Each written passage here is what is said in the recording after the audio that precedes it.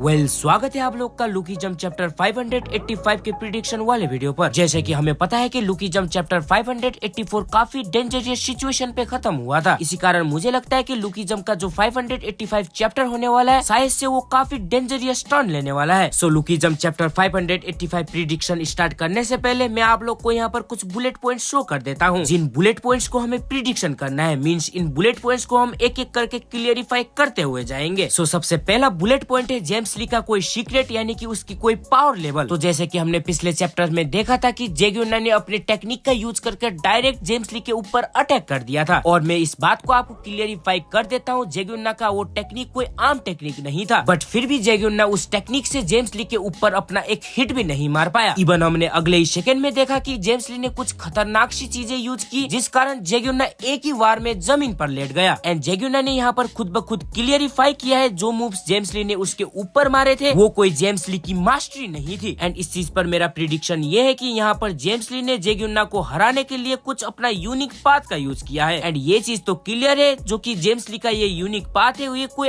आम unique path नहीं है। एंड सेकंड बुलेट पॉइंट ये है कि अगेन से जेग्युन्ना जेम्स ली के साथ हाथ मिला सकता है। जी हाँ, तुमने बिल्कुल सही सुना है। अब देखो, ये प्रिडिक्शन में कोई हवा में नहीं कह रहा, पिछले चैप्टर में कुछ ऐसी चीजें सामने आई है जिस कारण मुझे ये चीजें प्रिडिक्शन करनी पड़ रही है। अब ये प्रिडिक्शन मेरा सच भी हो सकता है और झूठ भी हो सकता है, बट हाँ, झूठ होने की संभावना काफी ज्यादा बन जाते हैं। पिछले चैप्टर में हमें पता चल गया था कि स्पीड की वीकनेस जेम्स ली के पास है, और वो वीकनेस ओल्ड कार डीलरशिप की शेयर्स हैं, जो कि कुछ शेयर्स अभी भी जेम्स ली के नाम पर हैं, और अभी भी जेम्स ली अगर चाहेगा तो उन शेयर्स की मदद से ओल्ड कार डीलरशिप को नीलामी के लिए अप्लाई कर सकता है। हालांकि जेम्स ली ने खुद बोला है कि वो ऐसा कुछ भी नहीं करेगा, बट अगर जेम्स ली ऐसा करता है तो स्पीड पूरी तरह से बर्बाद हो जाएगा। इसलिए मुझे लग रहा है कि जेग्युन्ना उन शेयर्स के लिए जेम्स ली के साथ फिर से काम कर सकता है, बट इस बार चीजें कुछ डिफरेंटली हो सकती हैं। जेग्युन्ना अपने आप को स्पीड के सामने एक विलन दिखाए, जैसे सेम टू सेम यूजे शियोन ने किया था, बट वो अंदर ही अंदर स्पीड को प्रोटेक्ट करेगा। देखो, ये प्रिडिक्शन सेंस भी बनाती है और सेंस नहीं भी बनाती है, और इसी कारण से ये प्रिडिक्शन राइट होने की संभावना 10% है और रॉन्ग होने के 90% है। खैर, नेक्स्ट बुलेट पॉइंट है किटे किम की गैंग में एक नई किंग की एंट्री होने वाली है, और जिस तरह से इस किंग को इंट्रोड्यूस किया गया है मुझे लगता है कि ये किंग कुछ न कुछ बड़ा रोल तो करने वाला है। ऐसा हो सकता है कि ये किंग मिलकर किटे किम के साथ उन 5 लोगों को हंट करने में किटे किम की मदद करे, और अगर मान लो कि ऐसा कुछ नहीं भी होगा तो कंफर्मली मुझे लगता है कि इस बंदे के अंदर, यानी कि इस किंग के रिगार्डिंग कुछ न कुछ खतरनाक तो होगा ही होगा। आखिर बंदा जेम्स ली को अपना फेवर देने के लिए आ रहा है तो कुछ न कुछ तो करेगा बंदा जेम्स ली के लिए। एंड नेक्स्ट बुलेट पॉइंट आता है किटे किम इन फोटो वाले बंदे को जो हंट करने की कोशिश कर रहा है, आखिर ये बंदे है कौन, और आखिर जेम्स ली ने ऐसा क्यों कहा था कि अगर वार को स्टार्ट करना है तो सबसे पहले इन लोगों को मारना जरूरी है, और आखिर किटे किम इन सब बंदों में से सबसे पहले किसको हंट करेगा। खैर, इस पे मैं अपनी प्रिडिक्शन बताने वाला हूँ, एंड फोटोज में कौन कौन लोग हैं ये भी बताऊंगा, और क्यों जेम्स ली इन लोगों को मारना चाहता है, और किटे किम सबसे पहले किसको हंट करेगा, ये सब हम जानने वाले हैं। तो अगर हम इन फोटोज को ध्यान से देखें तो सबसे पहला फोटो ऑब्वियसली टॉम ली का है, जिसकी बॉडी शेप से हमें साफ साफ पता चल रहा है कि ये टॉम ली ही है। और अगर आप थर्ड फोटो पे अच्छे से नजर डालोगे तो साफ साफ हमें एक व्हील चेयर दिखाई दे रहा है, और अभी तक हमने लुकी जंप एनिमे में जितने भी चैप्टर देखे उन चैप्टर में कौन बंदा व्हील चेयर को यूज कर रहा था, ऑब्वियसली वो बंदा और कोई नहीं, लाइटिंग चोई है। और अगर आप इस फोटो को नजर डाल को देखोगे तो आपको एक बंदा गाड़ी के अंदर बैठा हुआ साफ साफ दिखाई देगा, जिसने ऑब्वियसली यहाँ पर व्हाइट कलर का सूट पहना हुआ है। ऐसा सीन हमने वर्कर एफिलिएट हंट के दौरान देखा है। मेरा कहने का साफ साफ मतलब ये है कि ये वर्कर का लीडर यूजेंग है, और मेरे प्रिडिक्शन के हिसाब से इस लिस्ट में जो अगला बंदा है और कोई नहीं है बल्कि जिंग योंग पार्क है। अब हम इस पर बात करते हैं कि आखिर जेम्स ली और किटे किम इन चारों को हंट करने की कोशिश क्यों कर रहे हैं। ऑलमोस्ट यहाँ पर जितने भी लोग इस लिस्ट में आए हैं वो ऑब्वियसली 0 जनरेशन से है, यानी कि गैप्रियो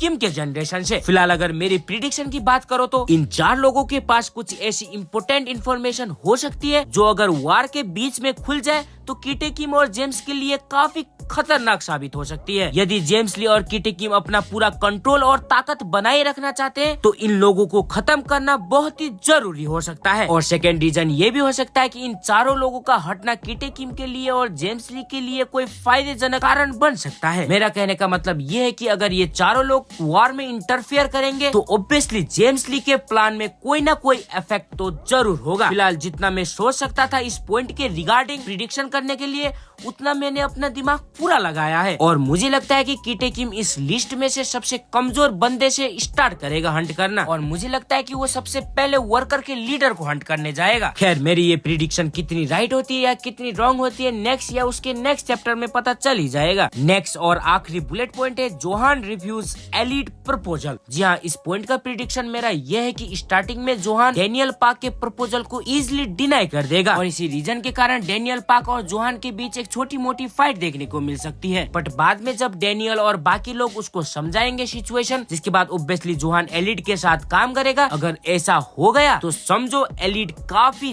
ज्यादा पावरफुल माना जाएगा। बंदा बहुत टाइम के बाद कमबैक कर रहा है, शायद उसने न्यू ट्रेनिंग लिया हो, न्यू पाथ को अनलॉक किया हो और हम ये भी नहीं भूल सकते कि वो कुछ सेकंड के लिए यूआई डेनियल तक को कॉपी कर सकता है और शायद से हमें आने वाले चैप्टर में जोहान वर्सेस कीटे किम का एक तगड़ा फाइट भी देखने को मिले। सो इस वाले वीडियो में इतनी प्रिडिक्शन थी। हालांकि मानता हूँ मेरी प्रिडिक्शन राइट हो भी सकती है, रॉन्ग हो भी सकती है, बट जितना मैं सोच सकता था, जितना प्रिडिक्शन कर सकता था इस चैप्टर के रिगार्डिंग, उतना मैंने किया है। आज के लिए इतना ही, बाय बाय।